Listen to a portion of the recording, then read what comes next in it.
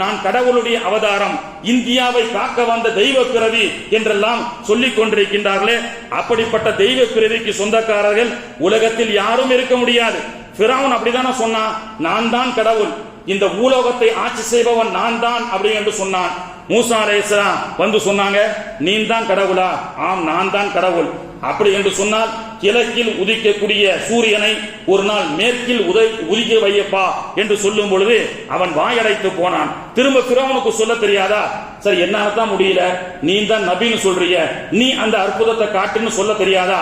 சொன்னால் மூசா அலைஹிஸ்ஸலாம் அல்லாஹ்வுடைய அற்புதத்தை கொண்டு செய்வார்கள் என்பது ஃபிரௌனுக்கு தெரியும். ஃபிரௌன் என்பவன் நான் ஒரு டுபாக்கூர்னு அவனுக்கே தெரியும். மூசா நபியினுடைய அற்புதத்தை வீழ்த்துவதற்காக நிறைய மேஜிக் மேன் எல்லாம் கூட்டு வந்து தன்னுடைய அவையிலே உட்கார வைத்து ஃபிரௌன் சொன்னான், இந்த மாதிரி மூசான்னு ஒருத்தர் இருக்கிறார், அவர் நிறைய அற்புதத்தை காட்டுறார், உங்களுடைய அந்த அற்புதத்தை கொண்டு அவரை வீழ்த்த வேண்டும்னு சொல்லி எல்லா மேஜிக் மேன் என்று சொல்லக்கூடிய சூனியக்காரர்களாம் உட்கார வச்சான். மூசா அலைஹிஸ்ஸலாம் இவங்களோட போட்டி போடுங்க அப்படின்னு சொன்னான். இந்த வரலாறு நமக்கு தெரியும். எல்லோரும் மந்திரம் சொன்னார்கள், நிறைய பாம்பு வந்தது.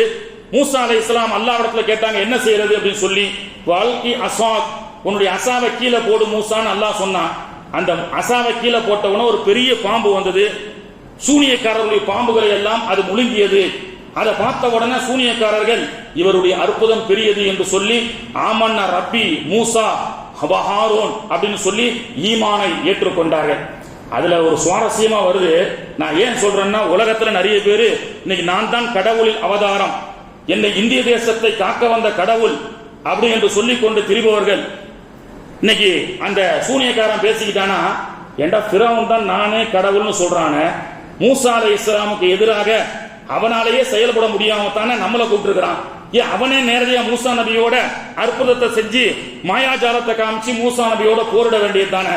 அப்போ நம்மளை எல்லாம் கூப்பிட்டு மூசா அலைஹிஸ்ஸலாமுடைய கிட்ட மோத சொன்னா நம்மளை வச்சு ஃபிரௌன் செய்யறான். அது மட்டும் அல்லாம ஃபிரௌன் என்பவன் டுபாக்கூர் அப்படின்னு சொன்ன மாதிரி இன்னைக்கு உலகத்துல யாரெல்லாம் நான் தான் கடவுள், இந்திய தேசத்தை காக்க வந்தவர் அப்படி என்று சொல்லி நிறைய பாபாக்கள்லாம் வந்துட்டு போயிருக்கிறாங்க இல்லையா? நிறைய பாபாக்கள் என்னென்னவோ அற்புதத்தை செய்யறாங்கன்னு சொல்லி வெளிநாட்டில இருந்து வந்து அவர் தான் கடவுளுடைய அவதாரம்னு சொன்னான். பாபாவுக்கு கொஞ்ச நாள் கழிச்சு சீக்காய் போய் உடம்பு ஹாஸ்பிட்டல்ல சேர்ந்து இருக்கிறாரு கர்நாடகாவில. இப்ப அந்த பாபாவுக்கு ஐசியூல வச்சு இன்ஜெக்ஷன் போடப்படுகிறது. ஐசியூல வச்சு ட்ரீட்மெண்ட். யாரு? நான் தான் கடவுள்னு சொன்னவருக்கு அல்லாஹ் என்ன பண்ணா, நான் தான் கடவுள்னு சொன்னவனுக்கு அவருடைய உயிரை காப்பாற்றுவதற்கு முடியல. டாக்டர்கள் மருத்துவர்கள் தீவிர சிகிச்சை செய்கிறார்கள். வெளியில அவனுடைய பக்தர்கள் நின்று கொண்டு பாபாவை காப்பாத்து, என்னுடைய கடவுளை காப்பாத்துன்னு சொல்றான். புரியுதா? கடவுளை ஏன் அவரே கடவுள் என்று சொல்லும் பொழுது அவரை ஏன் காப்பாற்ற வேண்டும்? எனவே கண்ணியத்திற்குரியவர்களே, உலகத்தில் கடவுளுடைய அவதாரம் என்றோ கடவுள் என்றோ இறைவன் என்றோ யாரும் சொல்ல முடியாது.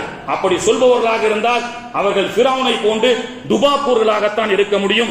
எனவே கண்ணியத்திற்குரியவர்களே, நாங்கள் மனிதர்களில் புனிதர்களாக ஆகுவோம். அப்படிப்பட்ட மனிதனை புனிதனாக்கக்கூடிய இந்த போன்ற ஹஜ்ஜி உம்ராக்களை வாய்ப்பு உள்ள போது நாம் செய்து கொண்டே இருப்போம்.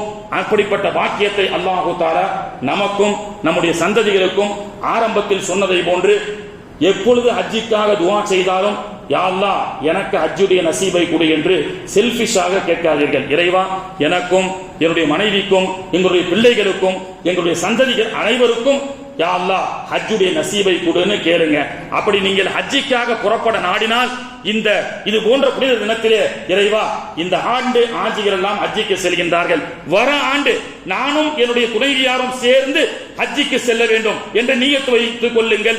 நம்ம இடத்துல பணம் காசு இன்னைக்கு இல்லாம ஆகலாம், ஆனா நம்முடைய நிலைமையை பார்த்து நாம முடிவு செய்யக்கூடாது, நம்மால் முடியாது என்று அல்லாஹ் நாடினால் இந்த ஆண்டே கூட சிலருக்கு துஆவை நாடி செல்லக்கூடிய வாய்ப்பை கொடுப்பான். வாய்ப்பு உள்ள பொழுது இந்த இது போன்ற நல்ல கடமைகளை குடும்பத்தோடு சேர்ந்து செய்ய வேண்டும் என்று நியத்து வைத்துக் கொள்ளுங்கள்.